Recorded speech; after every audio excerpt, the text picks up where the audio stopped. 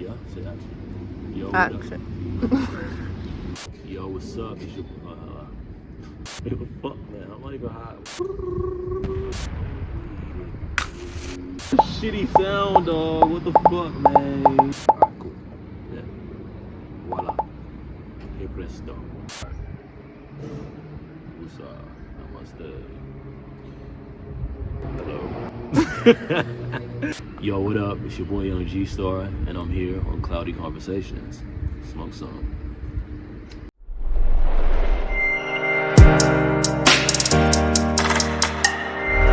What's up, Gstar? What's up? How are you feeling with this being the first of Cloudy Conversations? It's pretty awesome. It's pretty cool to be the first person, but naturally, of course. But it's cool. It's cool to open the platform and start something where I can not only do something for Blazers, but do something for other artists and have them on the platform and learn about their art forms and their art. So opening up the community for me. Nice. So you're ready to start opening up about your art form, your routine technique. Yeah, I guess so. I guess that's what we're doing. So speaking about your art form as a whole, you have been talking about Blissipline a lot recently. So that's something like staying true to your bliss while disciplined. So in your day to day, in your creative flow, what does that look like for you? In my day to day, it looks like literally just being on the grind, like sticking to the mission, and kind of just sticking to whatever goals that I've set for myself, whatever improvements I want to make for myself, and doing what I know is going to take me to the next level, and that makes me happy as well. The things that make your heart sing, that's what Blissipline is about, following your heart and doing the things that as a kid you dreamt of doing and never got too jaded or too afraid to still try to do. You mentioned like following, what you put your mind to. What helps you lock in on that switch to follow through and execute your ideas? Tons of pot. Because definitely tons of pot, but on a more practical note, for me personally, which actually ties into that answer, is writing lists. I feel like when I wake up, I kind of start the day slow. I get into my flow. Like I said, I might smoke, and write a list or kind of organize my thoughts or my ideas or just my routine for the day, and that kind of gets me started. And making sure that every day you do at least one thing to the that goes towards the mission, goes towards the bigger goal, because sometimes we wake up and we might not feel like doing the most, or we might not be having the best day, or we might wake up on the wrong side of the bed or whatever. So as long as you try to do at least one thing that is gonna take what you're doing to the next level, you'll be good. And that's what I try to practice in my routine. So, talk to me a little bit about how you've built a sound that doesn't belong to any one genre or any one scene. Yeah, I think that my sound, while it is definitely rooted in rap and hip hop space, it's like it takes inspiration and freaking what's the word, elements from other genres. Like, for example, I'm into pop punk. I like Blink 182. And I've got a lot of influence from them in my songs. Songs like Waves, for example, is direct influence.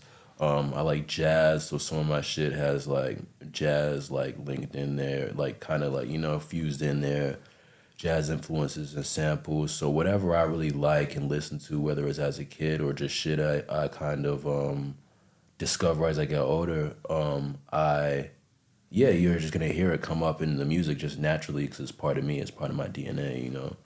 So yeah, it's kind of Right. why the sound. And then I'm from outer space, so everything's gonna sound a little spacey and crazy and trippy, you know. Like not something people have heard before. Exactly, alien, ET, extraterrestrial. Something that you also have been kind of pioneering or talking a lot about recently is, how to rebuild after losing momentum, and you've been taught being open about getting sick. So, what is something that you have learned from that season of losing momentum and rebuilding that still guides you now? I think for me, like when I got sick, it was a lot of like burnout and like a lot of stress that I was putting on myself. And I think one thing that definitely comes from that time is, wow, yes, it's great to fucking go crazy and grind and be in beast mode, which, you know, kind of comes natural to me in the way that I love what I do. So I like to push it as far as I can. You got to take time to look after yourself, making sure, you know what I'm saying, you have the right rest, you have the right, you're eating right, you know, you're having the right practices, you have the right people around you, and you're paying attention to what's going on, what's happening with your mind and your body. Because while, you know, chasing your dream and building what you got to build is important, you can't do that if you're not in the best space yourself. So, yeah, that's definitely something I carry. I put myself, like my health first before, you know, anything else. So, for sure that. And the fact that, you know, you can always start again. Like, you, even if you think all the chips are down or like, you know, it's, you know, you lost all the momentum you had or whatever, like, you can always start again, and every day can be a rebirth. Every day you can rewrite the story and, you know, completely change what things look like in the moment. So yeah, That's so true. So, do you think this is like your rebirth era or like the definitely, breakthrough era? definitely. I think it's a little bit of both. Like I think I'm in a rebirth era to where I'm a little bit older. Like, you know, it's my V2 era. Like I'm a little bit wiser. I've been through some shit. Like I understand things better. I know how to move. I've learned a lot more things. I got more connections. So, you know, like, so while I still have all the energy, you know, that I did before, I've now got more weight and more wisdom behind it, you know? And it's a breakthrough era because I'm making the best fucking music I made like ever. Um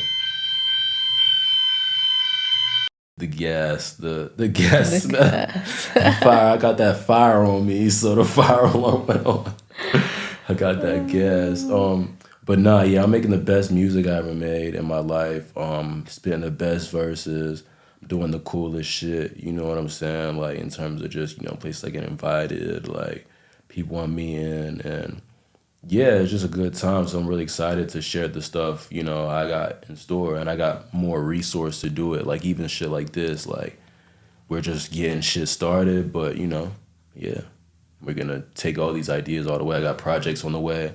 I don't know if I'm gonna. No, I'm not gonna announce the next project yet, but I will maybe on the next Cloudy Conversations. But yeah, Space Tourist just came out, as people know. And if you don't know, now you know, nigga. Fucking yeah, go stream that. That's the main project out right now. It's a collaboration tape with the producer Space Tourist, and yeah, rebirth for sure. And it's a new sound. Like I'm pushing my sound forward, so definitely a rebirth and a breakthrough on all fronts. So, would you say success looks different in this era than it did for you in previous eras? Yeah, definitely in the way that I think before, and I don't think this is a bad thing. I think there's different seasons and different eras to care about different shit or to what's important to you. You know what I'm saying?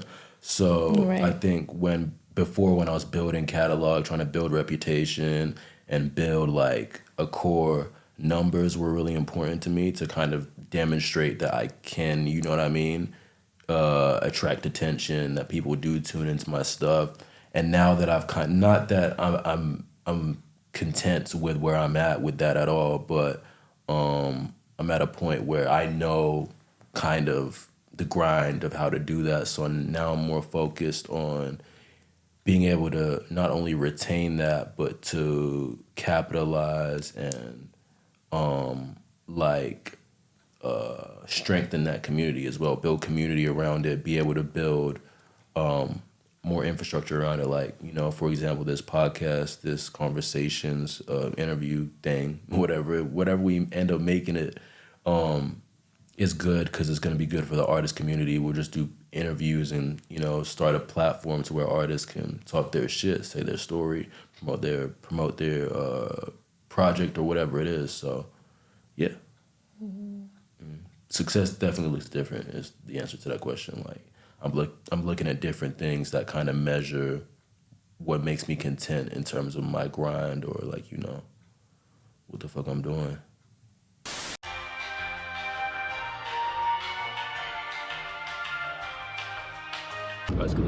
High thoughts question Right. for you. All right, bet. I'm stony. I'm stony enough. If your thoughts were a soundtrack, what genre would they be? Damn, that would change every day. I got ADHD, so maybe even like every fucking like 10 minutes. But if I had to pick three main genres, I'd say definitely rap, because I'd always be coming up with some ill flows like in my head or like some cool, funny rhymes to say. Rock, because, you know, ADHD, you know, I'd be fucking, you know, bugging out. Preferably punk, like pop punk. And then jazz, because I'm a smooth player shit, you know what I'm saying? Or funk. Those are top four. Yeah. Oh no, and reggae, because I be fucking, you know what I mean? So I feel like I'm Bob Marley on my locks and shit, on some Bob Marley shit. So yeah. Yes. I've heard a lot of different answers to this question, but when you zone out, where does your brain take you? Or where do you go? To outer space. Duh. Back home. Do you think the universe is laughing at us or with us? I think it's a mix of both. I think sometimes it's like, you stupid fuck. And then sometimes it's like, good one, yeah. Laugh. You feel me? I think it differs. And you definitely feel it. You can tell when the universe is fucking trolling you and it's like, motherfucker, you better learn this. And you can tell when it's like, yo, look at this. 333, like 3 times in a row. You know what I mean? On your 30th birthday. I'm not 30 yet, by the way. I'm not Unc. Just for the record. Okay. Okay, bro. Let's talk about On the Moon. Got the club on the moon, club on the moon. First of all, what color or colors is that song for you? On the Moon is a space song, and the whole tape for me kind of gives like grayish metallic blues, like gray, silver, like the moon. Maybe some like, yeah, that's really it. Like really spacey, metallic, futuristic colors. That's On the Moon for me. And black for sure. Black up in there. Yeah.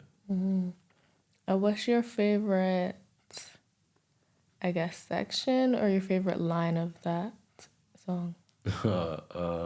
Shit. Damn, the whole verse, but damn.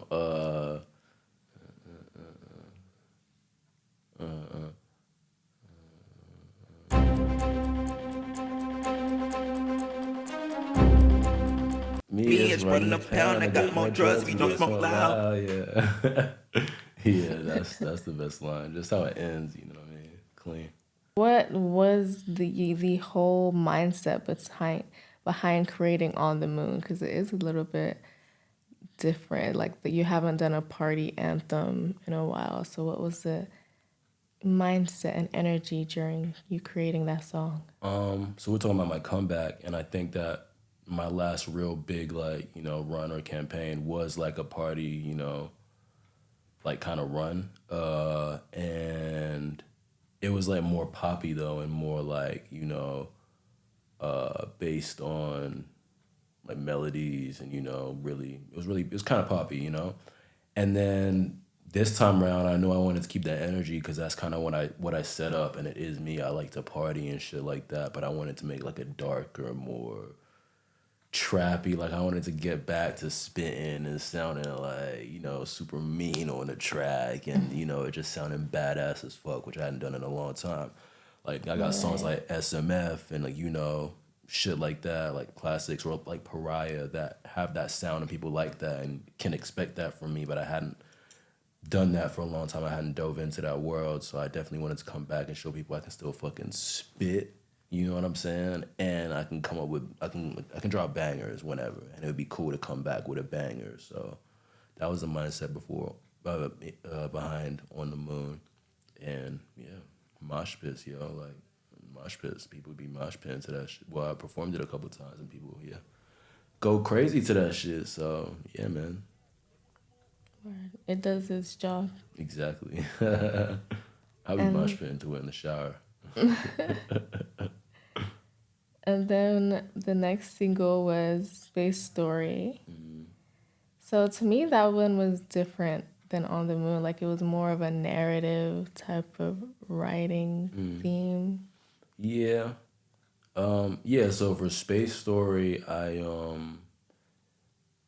wanted to drop another single for sure because, you know, it was now shaping up to be the project that I was, you know, Space Tourist was shaping up to be the project.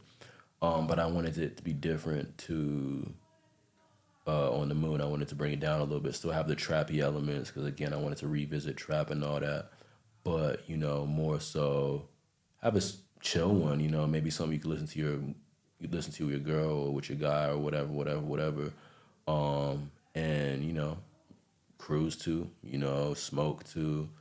And that was the mindset behind that. Again, like pushing a spacey sound, trappy elements, you know, futuristic elements, but more so something for the summer, you know, less mosh pity, more, you know, cruising through the night or some shit like that. So, yeah. And people fuck with that too. It actually went a little bit more crazy than On the Moon. They're still both doing good, but Space Story went off in a way that I didn't expect as much, you know, because it's not as obvious as a banger, you know, as On the Moon. But yeah, to me. Yeah. And what color is that one? Like light blues, pinks, turquoise, leaning into greens, maybe some yellows, but yeah, really like cosmic, like nebula type shit. Yeah.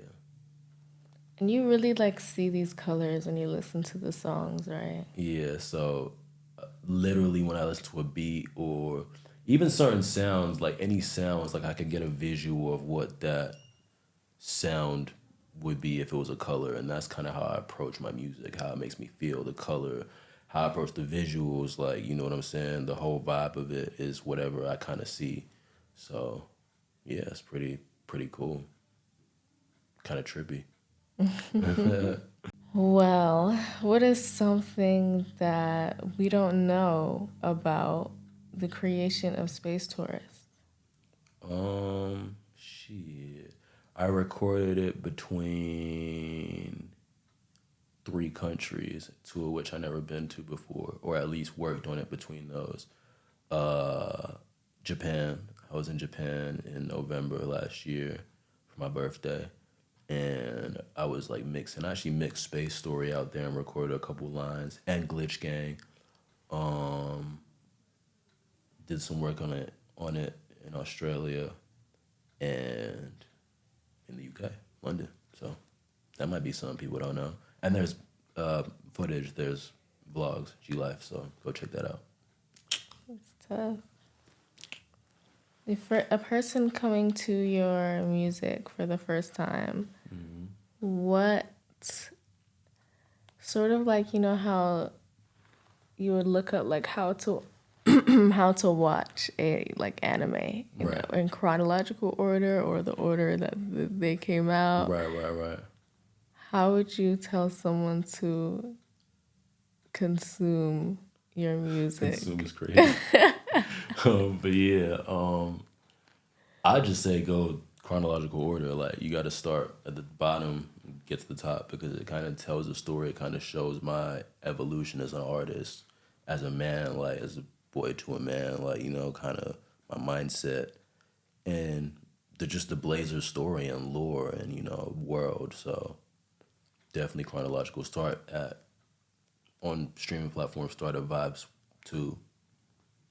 The last one will be Space Tours. We got more to go. We got Blazers Boulevard. We got more to come. So yeah. What is a message that you would say to your Vibes 2 self, to Vibes 2 Gstar from 2025 Gstar? Keep spitting that fire. Keep being as stubborn as you are. Like, believe in yourself, but maybe take advice a little bit more. But, you know, don't let anybody tell you that you're wrong. In terms of the shit you believe in. Smoke as much pot, if not more, than you are right now.